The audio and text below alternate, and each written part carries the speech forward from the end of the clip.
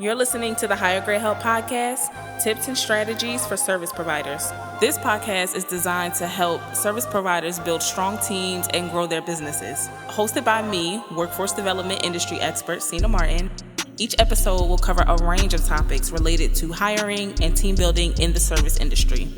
From finding top talent to conducting effective interviews, this podcast will provide insights and strategies to help service providers hire and retain the best team members.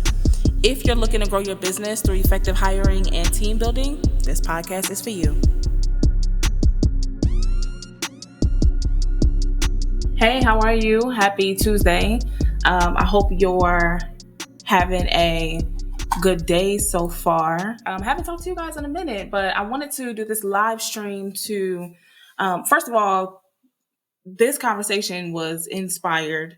So I want to start by saying that if I talked to you in the last couple of weeks and you brought up this topic during our conversation, during our coaching calls, or if we were doing some done for you or done with you work with your team and this conversation came up, thank you because you inspired this conversation.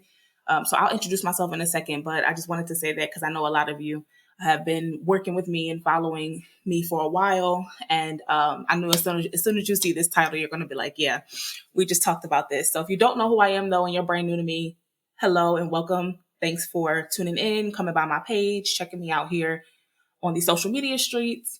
My name is Sina Martin. I am the founder and CEO of Higher Grade Help, Inc. And at Higher Grade Help, we essentially work with solopreneurs, service providers, leaders, execs who are in various segments of the market and industry who want to develop resiliency within their workforce and who struggle to keep employees engaged, keep their contractors happy long-term while also inspiring productivity and really making sure that your company or your organization can thrive long-term, particularly in the new world or this new environment of business that we're in now.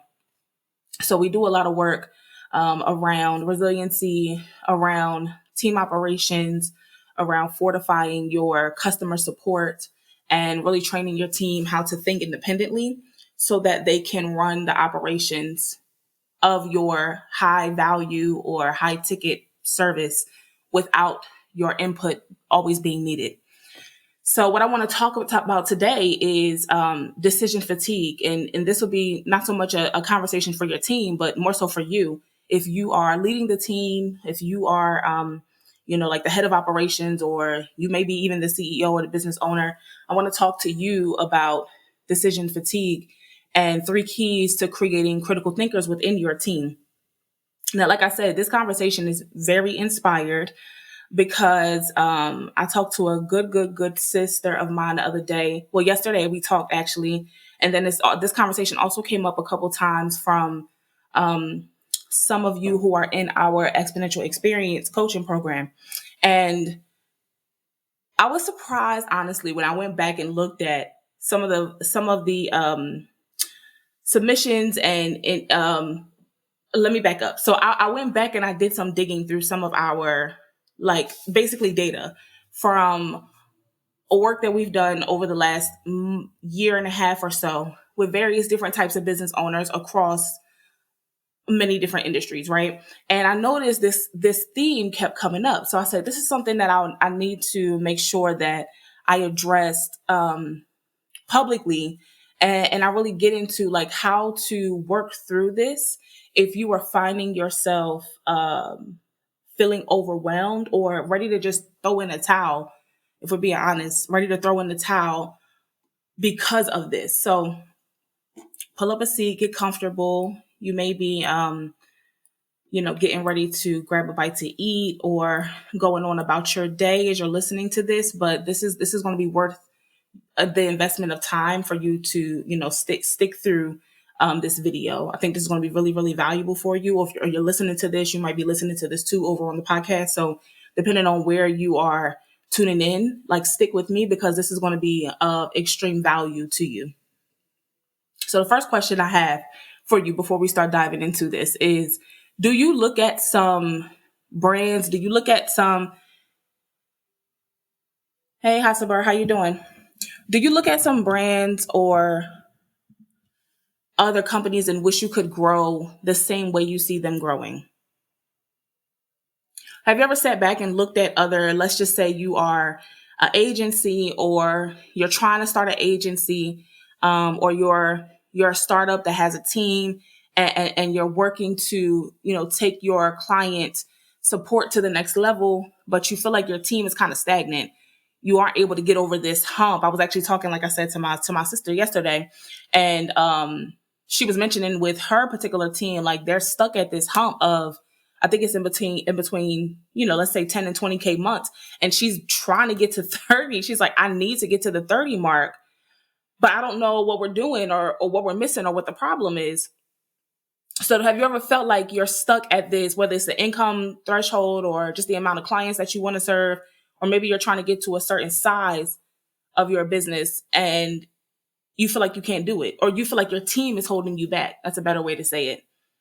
If that's true, put a yes, put a Y in the comments, or a N for no. Yes or no.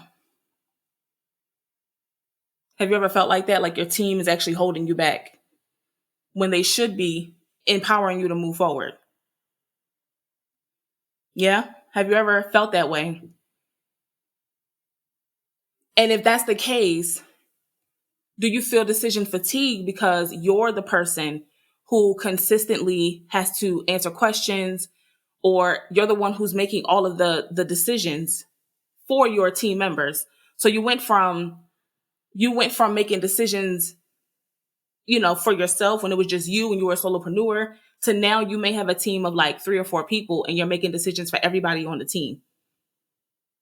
So first question, are you looking at other brands and wishing you could grow the same way? Right? Second question, do you feel like your team is holding you back? Yes or no? Yes or no?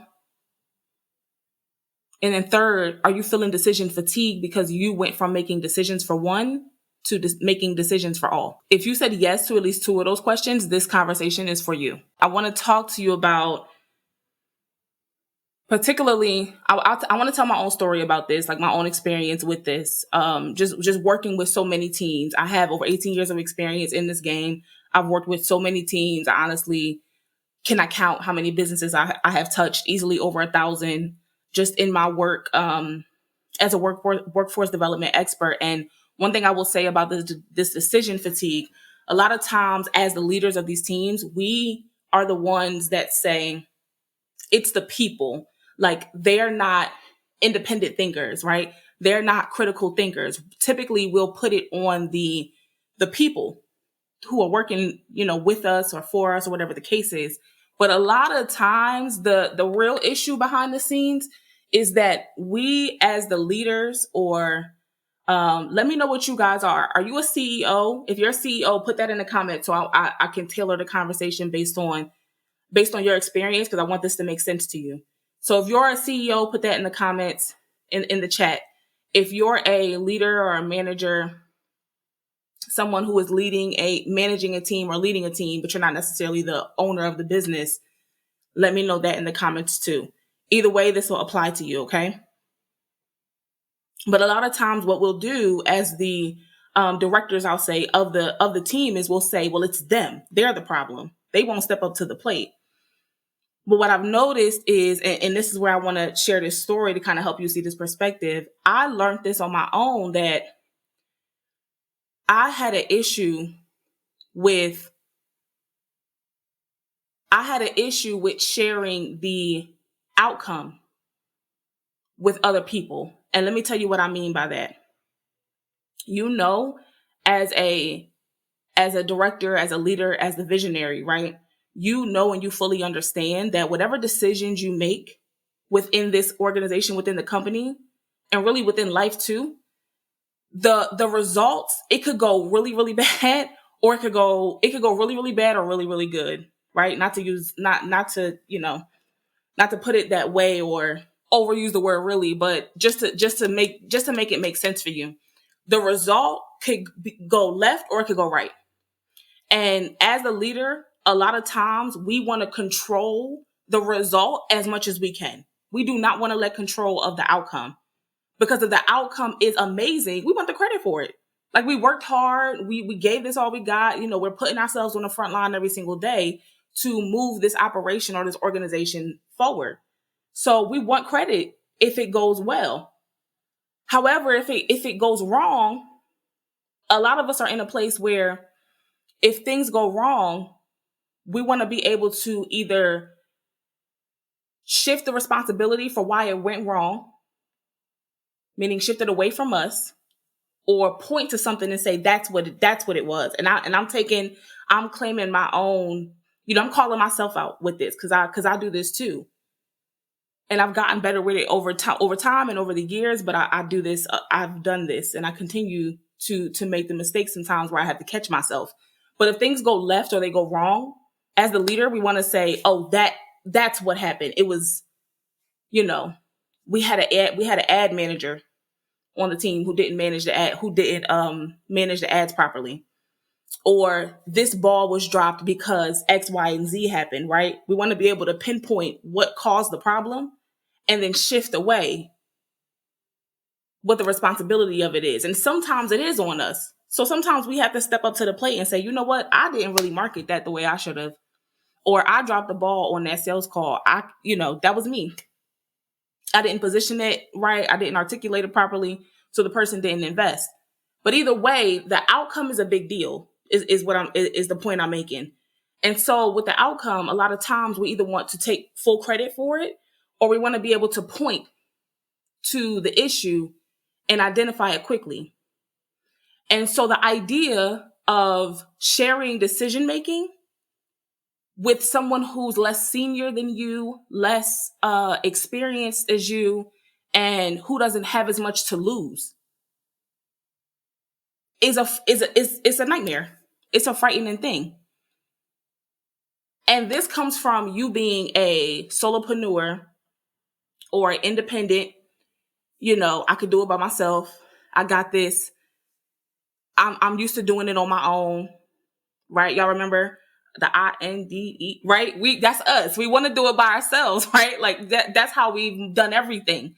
That's how we've got to this point, being so independent. But the issue is when you take that mindset into running a team and leading people, it's actually destructive. It doesn't have the same result as it did when it was just you doing this on your own. And I'm going to use I'm going to parallel this to something that a lot of you will understand. Anyone out there who has been a single parent, or you've known a single parent, or you've been a single mom, a single dad, right? You've had custody of a child and you did it by yourself. You understand fully what I'm saying. That mindset will get you very far when you have to make things happen because there is no plan B. There is no fallback option. There is no, this won't work. It must work. It has to work, right? So that mindset works when you're in a different environment. But when you pull that over to running a team, it's actually destructive. So what we do here is we try to mimic what's helped us survive life and what's helped us get a step ahead in life in these businesses. We try to mimic it because we think, well, that's leadership. I always make things happen. So I know I can do the same thing in this business. But I sent the email out to our community. Well, my community, if you're not on the email list, we have a 5-day challenge coming up next week. We start Monday. Make sure you go to the link that's either in the bio. It's all over my pages. It's in the show notes. Just go to challenge.hire, HIRE, greathelp.com and register for the challenge so you can get on the email list, so you can join the newsletter, and you need to be in the challenge next week, starting Monday, if you struggle with this problem, because we're going to disseminate this. Like by the end of the challenge next week, you will never do this again. So join the challenge. Okay. Small plug.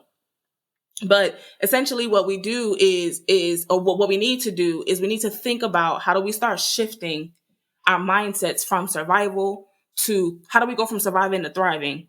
Because the survival mindset you had when you were the independent one who made things happen all on your own, it's actually going to keep you in the independent doing everything on my own, not creating leaders within my organization. And it's going to continue to attract everything in your company, everything in the business around you.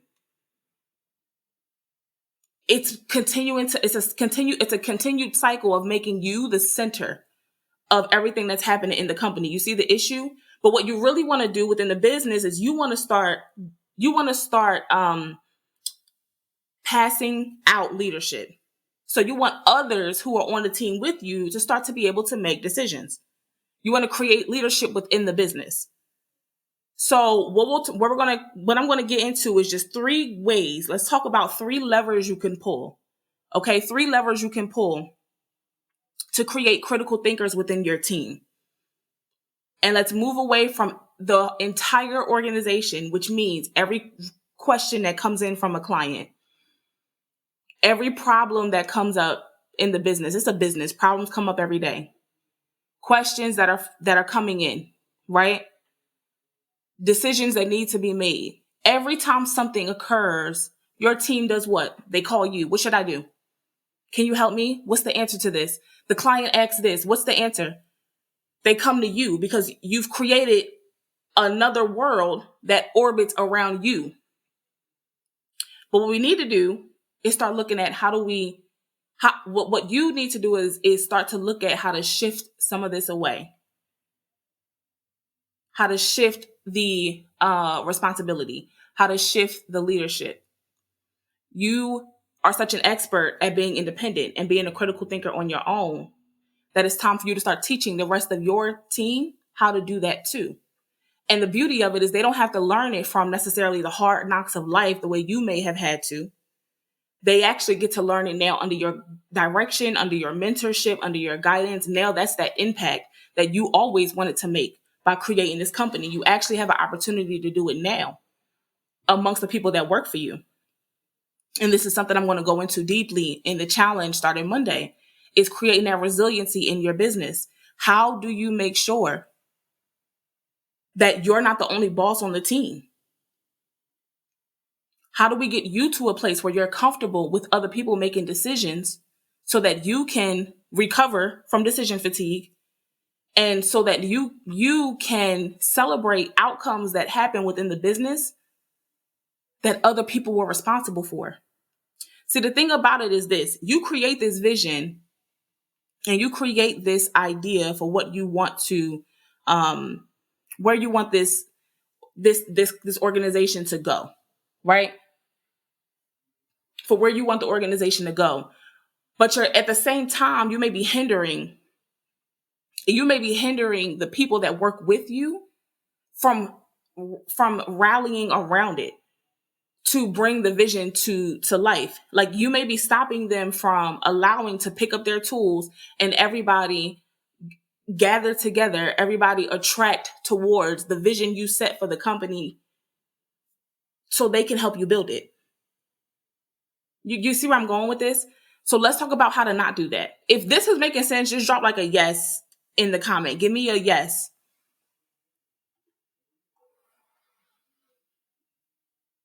If you know for a fact that pulling one of these levers I'm getting ready to share with you is going to make the difference for your team and for your company, put a 1 in the comments.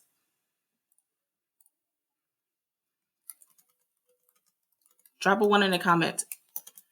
If just making one change, one shift to this issue will help you make a difference with your team.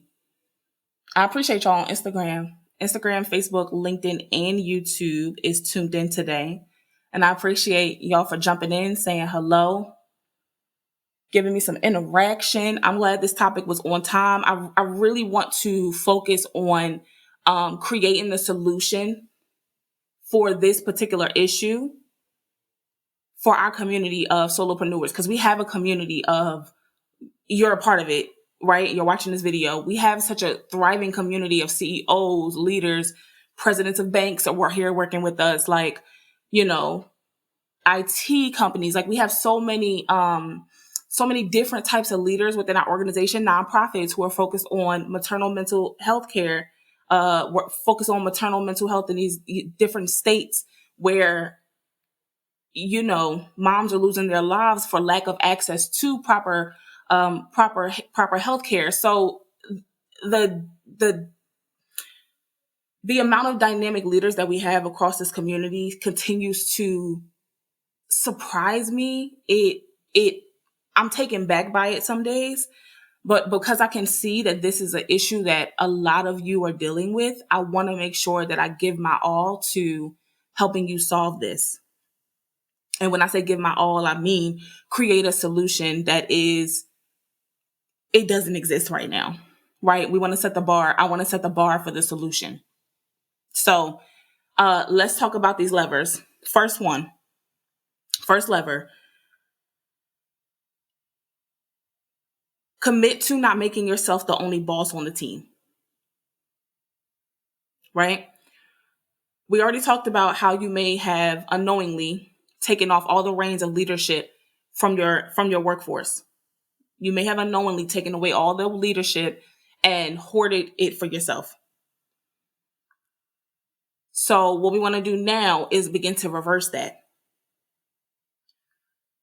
It may actually be that your team members are not taking initiative or not giving it their best effort. There may be a underlying cause of laziness, if that's what you want to call it, right? It may be. That's possible. However, we need to evaluate and diagnose it first before you assume it's laziness or you assume they just don't want to work. We need to actually diagnose what that is. Because once you get the diagnosis, you know how to treat it, right? So you have to remember too that teams at times, they feel exhausted. Teams can feel exhausted, like they're humans. I've talked about this so often, particularly over on the Higher Great Help podcast. I've been talking about this consistently the last few weeks. But remember that the people that work for you, they're human beings too. They get exhausted. Teams as a unit can become exhausted. They can get broken down. They can feel burnt out. And so you as a leader have to get into a space where you're training yourself to, one, not be the only boss on the team, but two, understanding how to lead burnt out teams. How do you lead people when they feel like they don't have anything to give and they're coming to work every single day? They don't have the capacity at times to give your clients or your customers the best response, right? The first time they open their mouth or the first time they get into the chat. You don't know, they may have just lost a family member. Do you know what's happening in their personal lives? Is your team even open enough to share with you what's actually going on with them at home? Maybe not everything, but the pivotal things that would be important to know, that affects their job. So that's the first thing. We need to just get back to remembering these people are human and understanding that if you're going to avoid the common mistake of making yourself the only boss on the team, the first way you do that is by empowering these human beings who work for you. Have these conversations with them. And you don't have to flat out come out and say, I know, you may be going through personal things and this and this and that. Don't force a relationship. Don't force the relationship with them. But in your communication, it would be nice for you to also kind of take down the boss mask for a little bit and do some like team engagement activities. Maybe you guys have just a meeting to share, this is not at all, we're not even talking about work today. This is not for us to come and make sure we're checking off our to-do list or, we're making progress on the KPIs this month.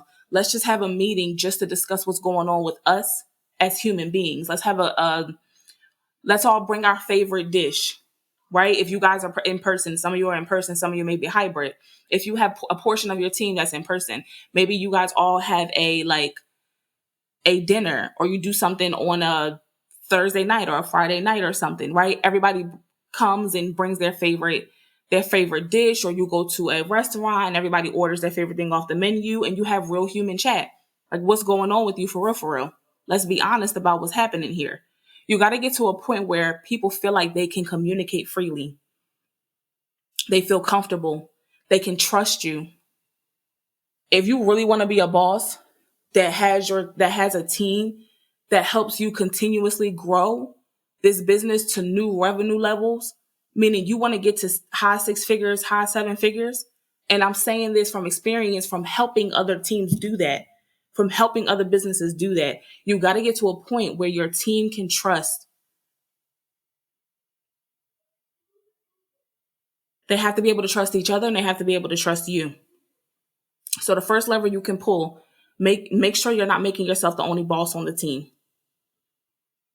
It's not that everybody has to bow down and worship and answer to you. Yes, you may be the boss. Yes, you may be the leader. But everyone who has a hand in bringing this vision to life should understand their input results in action. Their input matters. It results in action.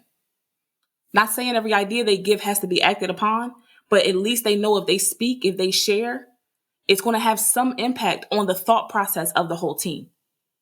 Yeah, so I'm not going to harbor on this one too long, but that's the first lever. You took something from that, put a two in the comments.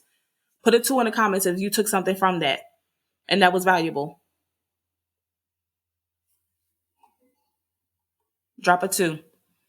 Second lever, if you want to create leadership within your business, if you want to heal from decision fatigue, and if you want to create critical thinkers within your team, this is the second lever. And it relates to what I just said, what the first lever was, right? This piggybacks off of that. Help your staff to evolve as leaders. We are in a economy.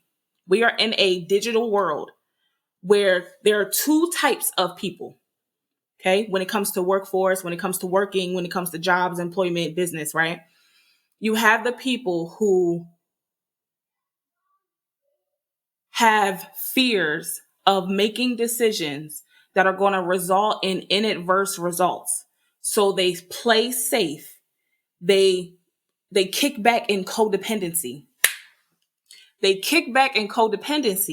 Right?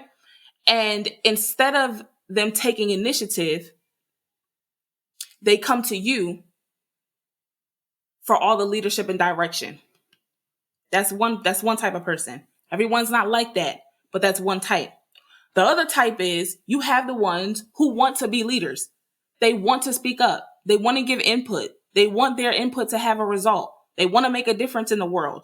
However, when they come to share it with you, or when they come to speak up, you shut it down because you have your own insecurities and you want to be in charge of any result that comes out of this activity. So you won't allow the leader to grow. You're smothering them you're smothering their growth. So what do? They stop sharing with you their ideas. They stop being vocal about the gaps they see. They see what's going on with your customers at times more than you will, but they won't share it. They're not going to tell you because they know if they come to you and bring it, you're just going to say, "Oh, that's not important right now. We're focused on this client right now. We're focused on this deal. That don't matter right now. Go ahead and we're not going to do that." If every time your team brings something to you and you shut it down, what makes you think they're going to keep sharing? So if you want to help your staff evolve as leaders, you have to show them. You have to be a walking example of what it means to not always have to be in control, to not always have to get the credit, to be humble at times, to think critically, to problem solve, to own outcomes. If you do something in front of your team, again, using this as an example, because I was having this conversation. Like I keep saying the other day, yesterday. If you make a mistake in front of your team, let's just say you have a random outburst because you had a bad day, or you're just sick of everybody. You want everybody to just go home and leave you alone that day, and you have a outburst. If you want to show them humility and leadership, come to the next meeting or come in the next day and call a meeting and say, "Listen, I apologize. I acted out of character. That was not like me.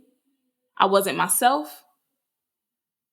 If you want to explain, what's going on or why you had to outburst or what's frustrating you, particularly if it pertains to the team, share that with them. Tell them what the outburst was about, and then discuss how you're gonna act moving forward. But show them what it means. Show them what happens when you make a mistake. Show them what happens when you make a mistake. Show them what they should do, how they should own mistakes. See, we want to just skip to writing SOPs and creating SOPs, but this is the in-between stuff that needs to happen if you want leaders to show up in your people. If you want your staff to evolve as leaders, these are the things that need to happen. Right? Drop a 1 in the comments if this is making sense or this is helping you.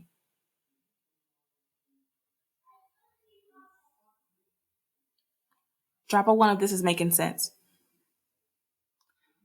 Let's go to so let's talk about the third and final lever. Just to recap, if you want to create critical thinkers within your team, you have to remember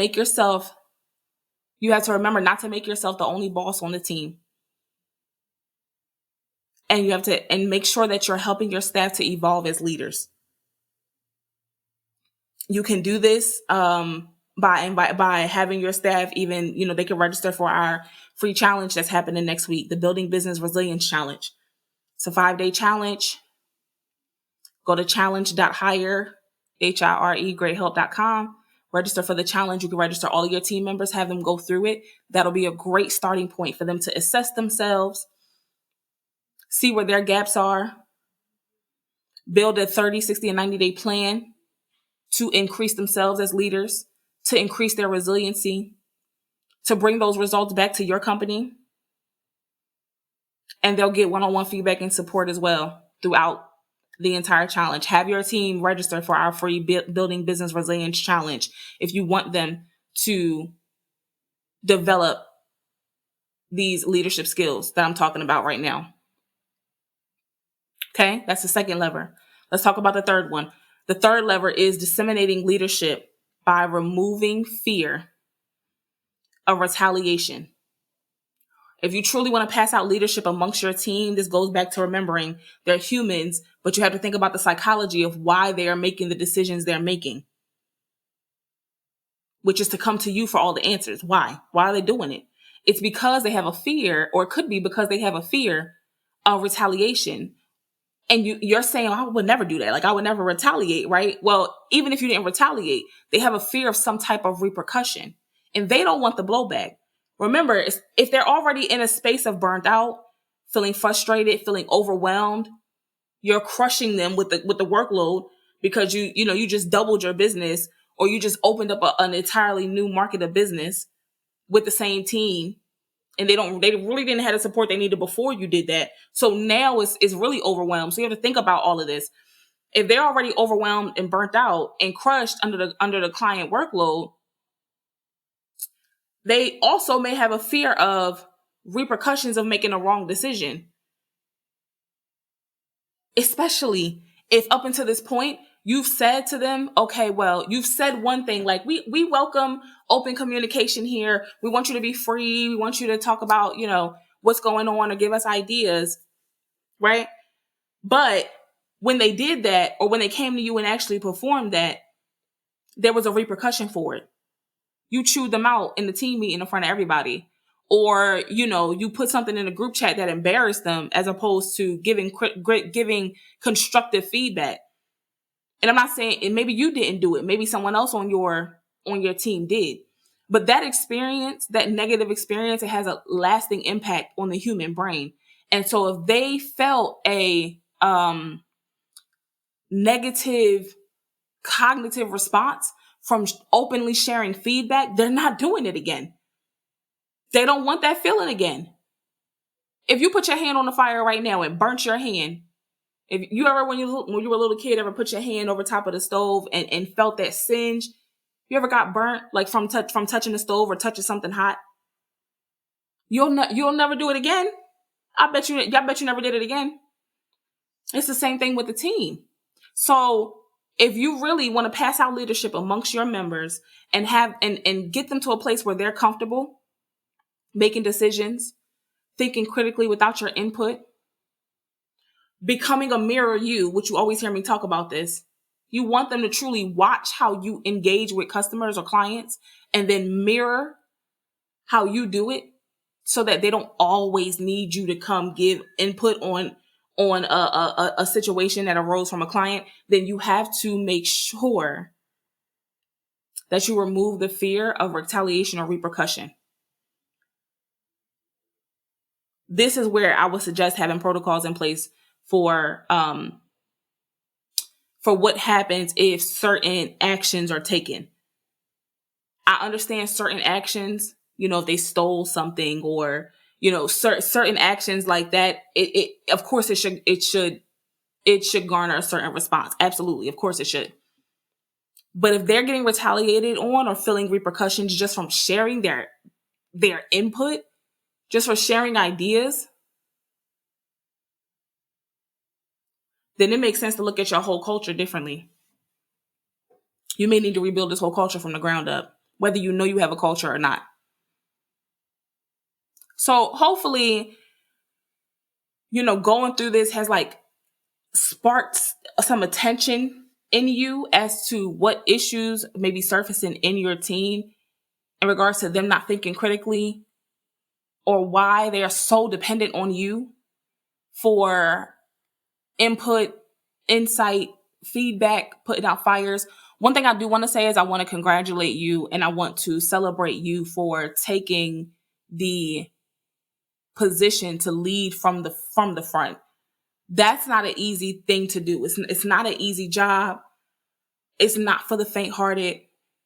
And so I know that this can feel like it's more on your plate, but one thing I do want to say, and I want you to remember, is this is the reason I created this entire higher grade help business. This is the reason I created this platform. Is so you can remember that we are moving right along with you, almost like a partner, right? Moving right along with you within your business. This is not something you have to shoulder alone. This is not something you have to do by yourself.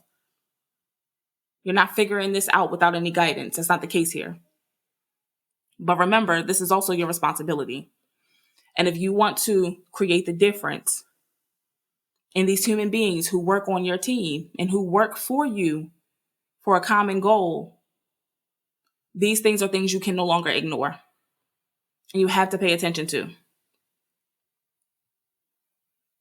Actually, you don't. I shouldn't say you have to. You don't have to. You could decide not to.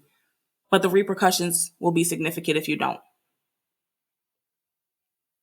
So if you enjoyed this video or you enjoyed this episode, I should say, let me know. I hope I said something within those 3 levers that was of benefit to you.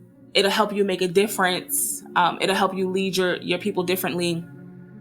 And tag someone who, hey Tanisha, tag someone who is decision fatigue as a CEO, or they're feeling so burnt out because they have a team and they still stressed out, still don't have any relief, still feeling overwhelmed. If you feel like you have a bunch of task rabbits on your team who can't make their own choices, or someone who's feeling like that, share this with them. Share this live stream with them. Share this episode with them, okay?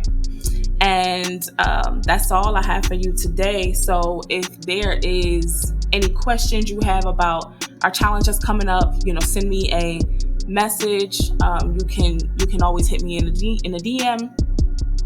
Reach out. I'll be happy to answer any questions that you have about it. But thank you so much for tuning in today, and I will see you for the next one.